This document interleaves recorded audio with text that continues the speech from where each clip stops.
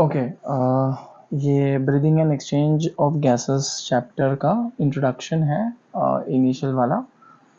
Let us सी क्या difference होता है ब्रीदिंग और रेस्पिरेशन में।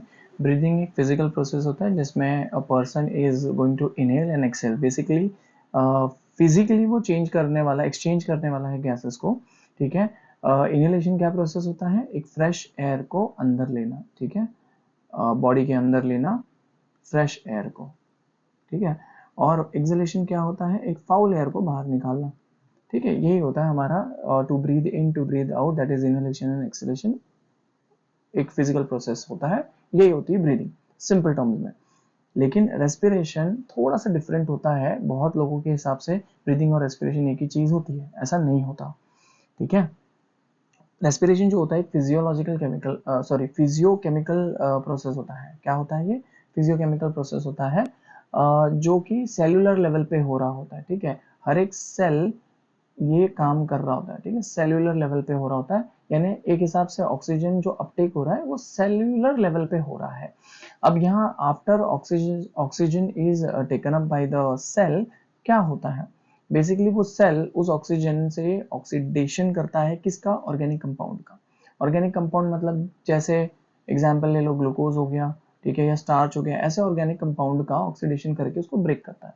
अब ब्रेक करने के बाद हमें क्या मिलता है? उस सेल को क्या मिलता है? उस सेल को मिलती है एनर्जी। ये रही energy, and as a by product carbon dioxide और थोड़ा बहुत वाटर भी रिलीज हो सकता है और होता भी है।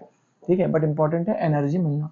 तो रेस्पिरेशन में एनर्जी मिलती है by breaking down of organic compound by oxidation, इसलिए उसको केमिकल प्रोसेस या फिजियोकेमिकल प्रोसेस भी बोला जाता है। आई होप इतना समझ में आ गया है। अब हम देखते हैं एज पर एनसीईआरटी अलग अलग एनिमल्स इन एनिमल किंगडम, उनके पास कौन से टाइप के ऑर्गन्स प्रेजेंट होते हैं रेस्पिरेशन या ब्रीदिंग के लिए, स्पेसिफिकली ब्रीदिंग के लिए। जैसे छोटे ऑर्गेनिजम्स हो गए। ठीक है, यहाँ पर मैंने छोटे ऑर्गेनिजम्स मतलब जैसे स्पॉन्जेस हो गए या अमीबा हो गया, ये सब बहुत लोअर ग्रेडेड ऑर्गेनिज्म है, या ऐसे बोलो तो इवोल्यूशन में जिनके पास ज़्यादा कुछ नहीं है, ऑर्गन सिस्टम नहीं डेवलप्ड हुआ है, ऑर्गन्स ही नहीं है, टिश्यू तक नहीं बना है, ऐसे ऑर्गेनिजम्स में कैसे होता है रेस्पिरेशन? वो होता है सेल मेम्ब्रेन से डिफ्यूज होके, यानी गैसेस का एक्सचेंज ना डिफ्यूजन से होता है सेल मेम्ब्रेन को क्रॉस करके। कुछ ऑर्गेनिज्म थोड़े से बड़े होते हैं जैसे कि प्लैटीहेल्मिन्स, इनके केस में कैसे होता है? प्लैटीहेल्मिन्स का एग्जांपल है टेपवर्म। ठीक है, तो इनके बॉडी सरफेस के अक्रॉस होता है। ठीक है, ये जो बॉडी वॉल है इसके थ्रू इनका रेस्पिरेशन होता है। थोड़ा और एडवांस ऑर्गेनिज्म अगर हम देखें जैसे कि अर्थवर्म या थोड़े बहुत ऐसे एनिलिड्स जिनके पास अच्छी खासी स्किन डेवलप्ड हो चुकी है, ऑर्गन सिस्टम भी है, लेकिन अभी भी वो लोअर इन्वर्टिब्रेट्स है, उनके अंदर स्किन के थ्रू रेस्पिरेशन होती है, वाया स्किन। क्यूटेनियस वर्ड का मतलब होता है वाया स्किन। अब कुछ ऑर्गेनिजम्स जैसे ये आर्थ्रोपोड, आर्थ्रोपोड बहुत वैरायटी के होते हैं। ठीक है, बहुत ज्यादा वैरायटी के होते हैं।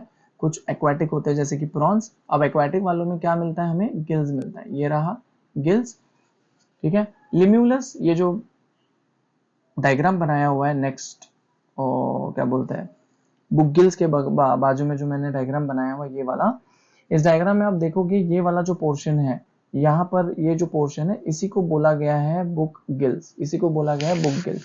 तो ये क्रैब है लेकिन थोड़े नॉर्मल क्रैब से अलग दिखता है। ठीक है, आप इसको बाद में पढ़ोगे कि इसको लिविंग फॉसिल भी बोला जाता है, बट वो किसी और चैप्टर का पार्ट है, तो हम कभी और लेसन में देख लेंगे।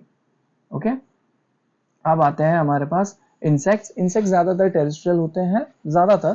ठीक है, और जो टेरेस्ट्रियल वाले होते हैं यानी पानी में नहीं रहते हैं, लैंड पे रहते हैं, उन लोगों के पास पाइप सिस्टम होता है। उनकी बॉडी को अगर आप डिसेक्ट करते हो तो आपको बहुत सारे नेटवर्क ऑफ पाइप दिखेंगे। Those pipes are called as trachea. ठीक है, उन पाइप का नाम क्या है? ट्रैकिया। और क्योंकि उनमें ट्रैकिया से होता है एक्सचेंज ऑफ गैसेस, इसीलिए उसे बोला जाता है ट्रैकियल रेस्पिरेशन। आपका एग्जांपल इंसेक्ट्स में कौन आता है? मॉस्किटो आता है, बटरफ्लाई आता है, एंड क्या कहते हैं, कॉकरोच आता है। अब ये वाले ऑर्गेनिजम्स जिनमें स्पाइडर्स आते हैं उनको बोला जाता है अरैक्निड्स, अरैक्निड्स या अरैक्निडा। अब इनके अंदर जो है बुक लंग्स क्या बोलते हैं, प्रेजेंट होता है। बुक लंग्स उनके अंदर होता है, क्योंकि वो टेरेस्ट्रियल है तो लंग्स जैसा हमारा काम करता है, लिटरली ऐसा काम करता है। ये भी डिफरेंस ये है कि वो दिखते बुक्स के जैसे हैं, इसीलिए उन्हें बुक लंग्स कहा गया है।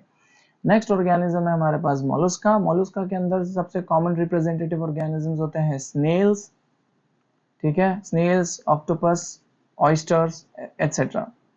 तो इन लोगों के पास क्या होता है, ये सारे ऑर्गेनिजम्स के पास, अगर आप देखो कि बगल में मैंने एक डायग्राम बनाया हुआ है, ठीक है, मैं उसको थोड़ा सा लेफ्ट ले लेता हूँ। मैं आपको ये दिखाना चाहता हूँ कि ये वाला जो सेक्शन है जहां पर मैं अभी सर्कल कर रहा हूँ, ठीक है, ये सर्कल के अंदर आपको एक पर्पलिश कलर का कुछ डायग्राम में दिख रहा होगा, एक फेदर जैसा दिखने वाला ऑर्गन है, वही ऑर्गन को हम बोलते हैं टिनिडे। उस ऑर्गन का नाम है टिनिडे एंड टिनिडी से ही मोलस्का रेस्पायर करते हैं। ये हो गई बात सारे इनवर्टिब्रेट्स की। अब आते हैं हम वर्टिब्रेट्स पे। वर्टिब्रेट्स पे सबसे पहला वर्टिब्रेट है हमारा फिश।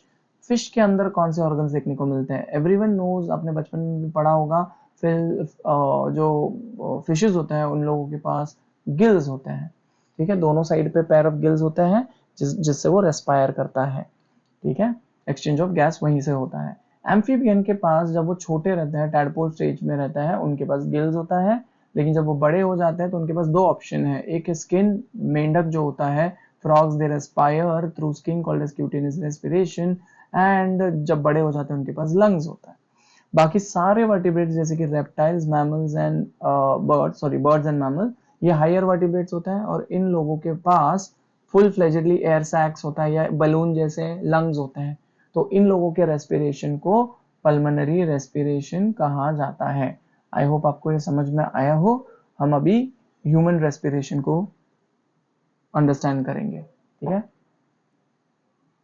Thank you.